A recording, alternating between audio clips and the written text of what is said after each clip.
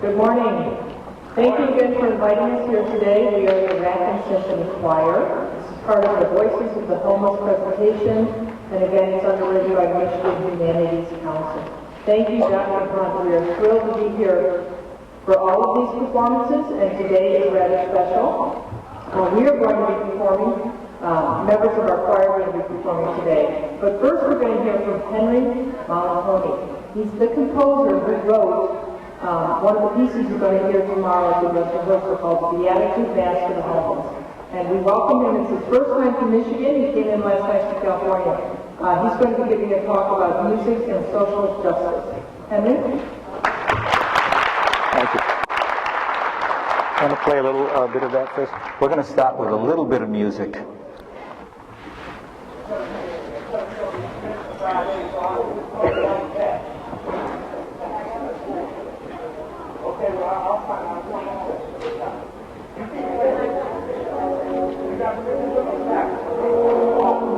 Is that loud enough?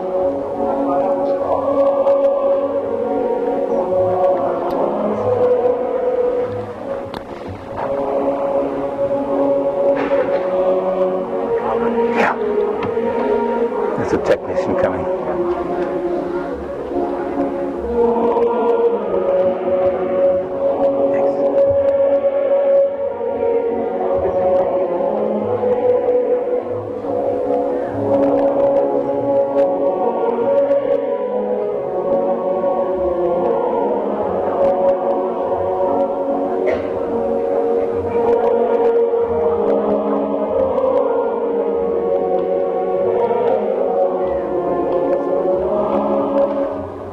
I'm not going to play the whole thing because we have very little time, so... Yeah, no, you just tell me when. That's fine.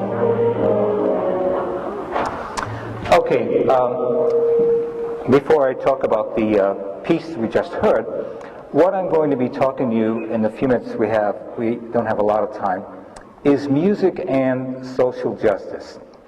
And when we talk about social justice, just so that we're all on the same page, we know what we're referring to.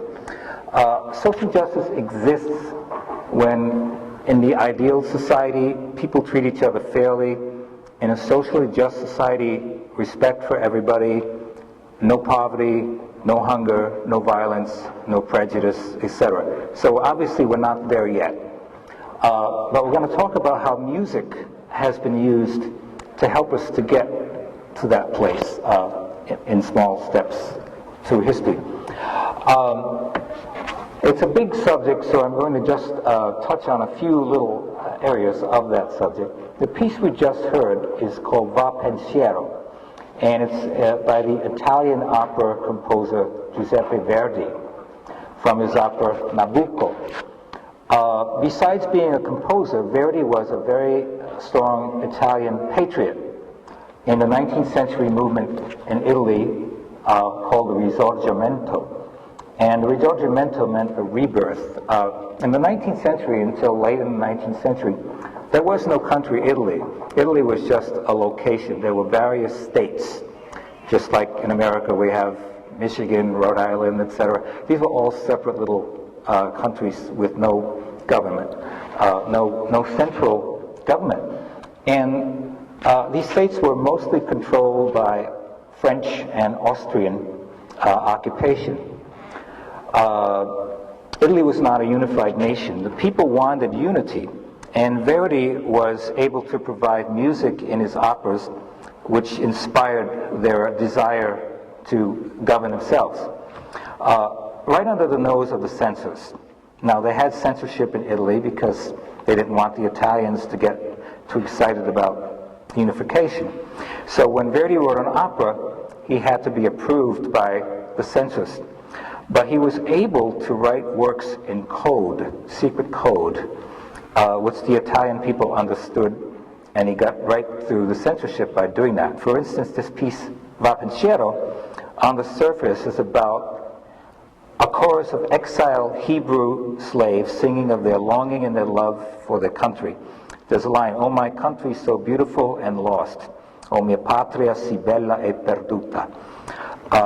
Now, when the Italian people heard this in the opera, they knew that Verdi was talking about them. even though it was disguised so that the censors could not, would let it get through. But he was writing about them and their struggle for freedom. And the chorus became a kind of a national anthem for the cause. Just like in the 1960s, the civil rights anthem, We Shall Overcome. It was the same kind of power, the piece you just heard, for the Italian people. And this is an example of the power of music to make an emotional, a political, a moral statement about something that touches you in a very strong way. Music can really do that with social justice issues in a much more emotional way than just a speech or something like that. His operas are full of pieces in that period like this, and he became a musical force that really kind of fueled the revolution demand that the occupation be stopped, that the occupiers leave, which is why we have a country today called Italy, because of those struggles. We're going to look a little bit now at our own country. First, we'll talk a little bit about the injustice of legalized slavery, which existed in the North and the South, and how music affected that struggle. The experience of slavery and oppression resulted in a whole tradition of music that falls into this social justice category. The blues, which a lot of you might be familiar with, which affected work songs, prison songs, much more the black spirituals that were sung in churches and other places. So much of this music expresses the longing, the pain, and the hope for a better future. This is clear in the words, but the important element in our discussion is the amazing power of music to convey this message in a more emotional, heartfelt way. You can say words, but when you sing music, it has a different, deeper effect on you than just talking about something. A recurring theme in the spirituals is the hope for a better life in the world to come, in a religious perspective. It was against the law, by the way, to teach the slaves of that period to read or to write. So spirituals became a means of verbal communication. And like the past example from the opera, there was some coded elements in the spirituals also. I learned recently about that, and the Underground Railroad, which you probably all studied about, often involved escape by water,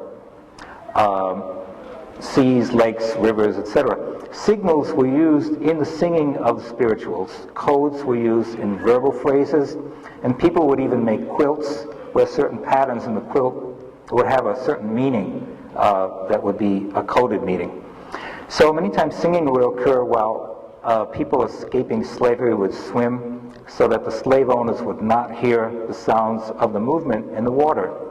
Other times the words in a song would communicate in code the fact that an escape was going to be taking place. But it's amazing what people can come up to when there's, think about when there's injustice in the society, when their God-given rights are taken away from them. Let's listen a little bit to Wade in the Water, which is a wonderful performance here, and note again the powerful element of the music. The coded message here to the people escaping was to travel along the riverbanks so that the dogs giving chase would lose the scent. And that's what this piece was originally about.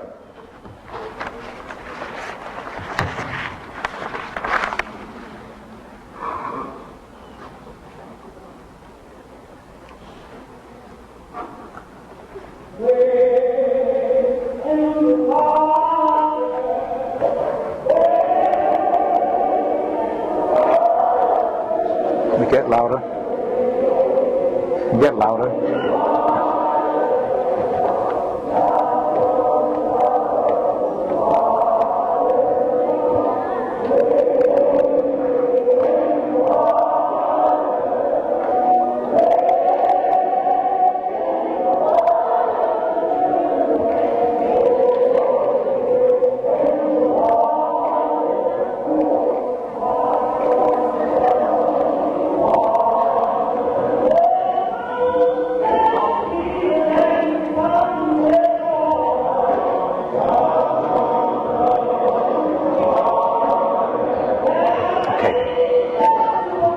Sorry we can't have time to listen to these whole pieces, but how many of you know this song? It's a great song, isn't it? And that's a good arrangement too, I think. Now, the coming of the American railroad system opened up a whole new vocabulary, and the word chariot was replaced by train. In the song, "The Gospel Trains Are Coming," gospel train was code for Underground Railroad. And I didn't know that until I did a little bit of research about that. The American civil rights struggle certainly is has a long historical past and continues to this day. If you think of things like the Civil War, the civil rights laws of the 1960s, the injustices in the prison systems, those are high points of civil rights struggle in this country. And I must mention the wonderful opportunity that we've witnessed in our own lifetime, the election of our first black president, Barack Obama. I mean, that is really an amazing thing to see that in our lifetime. And this was predicted by Martin Luther King in the 1960s. So virtually all of the civil rights rallies were accompanied by powerful music. And as I said before, We Shall Overcome became a primary example of that. Now, at the same time, another struggle was taking place in South Africa, the Republic of South Africa, where back in 1948, the system of segregation, which they call apartheid, was the law of the land. And black people were evicted from their homes and put into townships, often poor and cramped housing on not very desirable land. There were many facets to the struggle against apartheid, which I'm not going to have time to get into. But ironically, Nelson Mandela, who became president after apartheid was abolished, was a prisoner, a political prisoner for many years. And then, when they finally got rid of apartheid, he became the president of the South African Republic. A very wonderful moment to see that happen. The intensity of the protests and the music were often similar to that of the Vietnam anti-war protests in the 1960s. And I remember those because I'm old enough to have been there. And in hindsight, it's obvious to me that music was, again, the biggest important factor, the fuel for the engine that sort of brought all of this protest together. There's such a power of a song to send a verbal message with that added element of emotion. Many of the South African composers, songwriters were put into prison or executed. A body of music evolved called freedom songs. Any of you familiar with the freedom songs of South Africa? I'll play a little bit of one of them in a second. Some of them were very simple and very popular in the 70s and 80s. Miriam Makeba was one of the very important singers of the movement. And in a second, I'll play you an example, a little example of a piece she wrote called "A Piece of Ground." Some of the lyrics that she is singing, I'm just going to read a little bit of it, so in case you can't understand it on the recording. When the white man first came here from overseas, he looked and said, "This is God's own country." I'll talk about South Africa now. He was mighty well pleased with this land, and he found and he said, "I will make here my own piece of ground." At the end of the song, it says, "Yet some people say, don't you worry, you can always find jobs in the white man's city. But don't stay too long and don't stay too deep, or you're bound to disturb the white man in his sleep. White man, don't sleep long and don't sleep too deep, or your life and your possessions, how long will you keep? For I've heard a rumor that's running around that the black man's demanding his own piece of ground."